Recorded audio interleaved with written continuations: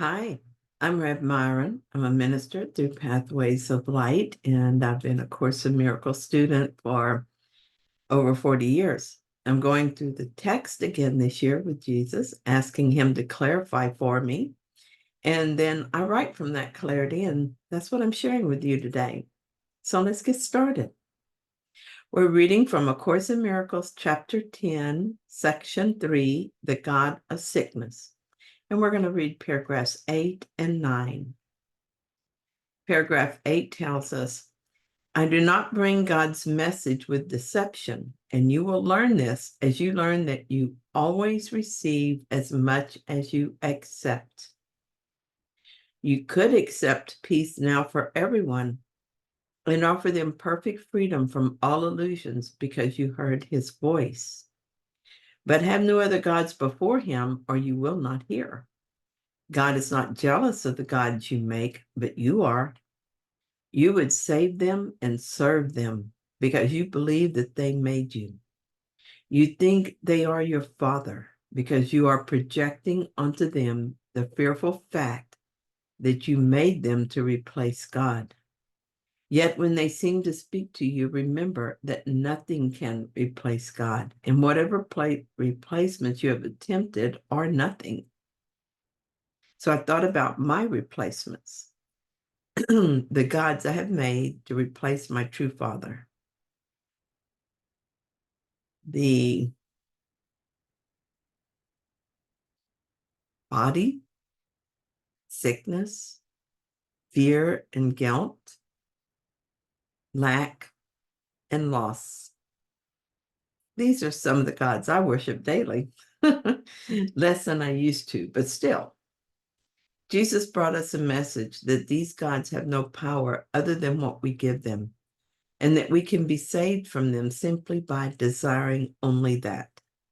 We will be healed of the sickness in our mind, but we will receive only and exactly what we are willing to accept.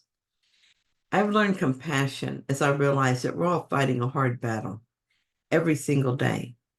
But I've also learned that it is a battle against nothing. I fight my own imaginary self. This is insanity, and Jesus has brought us to cure. Being in the hospital used to emphasize the body identity. When I was in the hospital for tests, I got caught up in the whole atmosphere of saving the body. And so the body became very important to me, the center of my attention. I felt frail and vulnerable because the body is frail and vulnerable. This is what happens when we identify with the body. We think we are what the body is. Feeling frail and vulnerable, I felt fear. And actually, nothing was happening. I was fine. I was no different than I was the day before I had the strange symptoms that led up to the hospital stay. When I made the decision to turn away from this kind of thinking, the ego tried to draw me back, and still does. But what is the ego? This is not a power outside myself, this ego. It is simply a name I give the desire to remain separate from God. I'm battling nothing but my own conflicted desires. There is no power outside the power of God, which is also my power. I choose to stop using my own power to keep me in hell. That was not a good idea. Of course, I didn't tell myself it was hell. Couldn't help but notice, though. Every time I notice a desire to feel afraid of what happens to the body, I remind myself that the body is a false god, and I choose not to worship it. This is what I do with all my false gods. I remind myself that that Jesus has offered to heal me, and all that I need to do to receive the healing is to accept it. I have made of myself a little thing of no value, but Jesus knows my value, and he will restore that knowledge in my mind as well. Then I only need to accept his healing. With more healing of the mind, I had a very different experience of a hospital visit. This time I wound up in the emergency room and on to surgery. Before I was getting tests done, I was caught up in the story of the body and what that meant to me and about me. This time, the problem in the body was real and urgent, but I wasn't afraid, and I didn't relate to the body as who I was. When it was time for me to leave, the head nurse came to my room to tell me they were all impressed with how quickly I recovered. A healed mind gave me a very different experience than any I had before.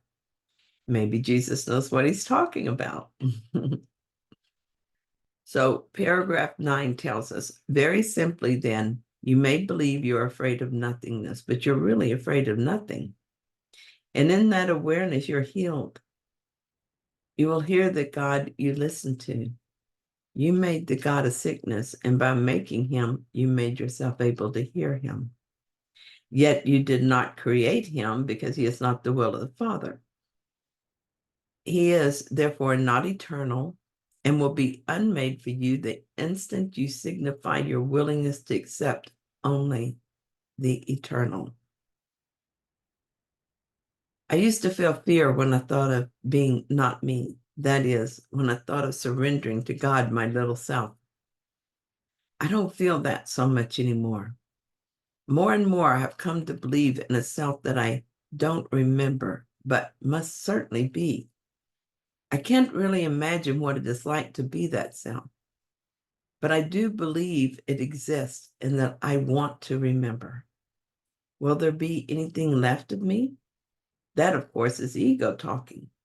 The ego wants to know it will still exist, and that is a non-existent question because in reality, the ego never existed. So I cannot be the ego since I do exist. I, the essence of what I am, exists and will always exist. I have not changed since my creation and will never change. I am as God created me, and nothing is added to that nor taken from it. This is the reason I'm innocent. It's the reason I'm saved. I was never endangered. I am the Son of God and a part of God and in God. What could endanger me?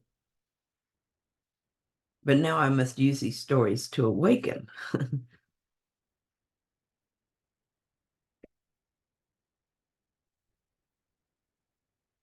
In reality, there is no world, but in time there is.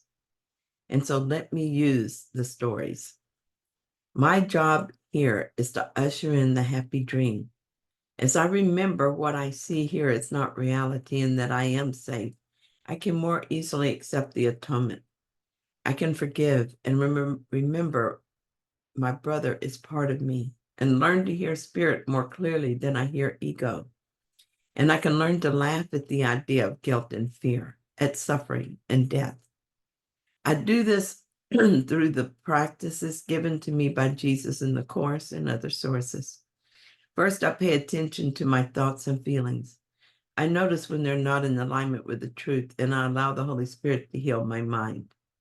When I'm sick or afraid, I remember that this is my story and that no one or nothing is to blame. Then I ask for healing of the mind that chose this story. It has all become so simple, and yet sometimes still seems hard. Every time it feels hard, I realize that I'm attached to a story, that I seem to find value in some grievance I'm holding on to. Or maybe it's because I temporarily forget that I don't believe in guilt anymore, and something I said or did causes me to fall into that pit of despair. Then I have to crawl out of it, at least enough that I can remember I have help. And then as I turn to the light, I'm lifted out. Always, though, sooner or later, this changes. I remember that I was suffering because I believed the story and thought I had to find a solution for the story. Then I turned from the story and asked that my mind be healed. I wait in certainty, knowing that the Holy Spirit responds to my slightest call for help. That sounds simple, doesn't it? And it is simple. Sometimes, though, it occurs over a matter of hours, even days, depending on how deep into the rabbit hole I went before I realized I wanted out. Here's something funny. As I came out of the hypnotic trance of ego fears, I can always hear the ego calling me back. It says that I can't leave this problem unsolved.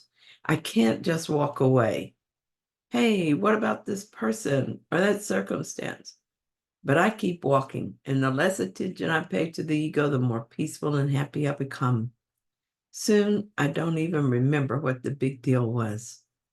And then I have to laugh. I realized that I had once got caught up in the idea I had to fix a story if I wanted to be happy. And that is never the case. My happiness is not dependent on the story. I only had to shift my mind from the story to my function, which is to accept the atonement for myself. This is my job here, my purpose, and all I need to do while I'm still dreaming, and it is enough. Come on, happy dream. What other blocks do I need to remove? I'm tired of pain and suffering, and I'm ready for the dream to take a major turn. Holy Spirit, just let me know what you need me to do next. I'm committed to this undoing business. Thank you so much for joining me in this reading. I hope that you found it helpful. If you did, then please like it. And if you haven't yet, please subscribe. And I'll be back soon with another reading. See you then.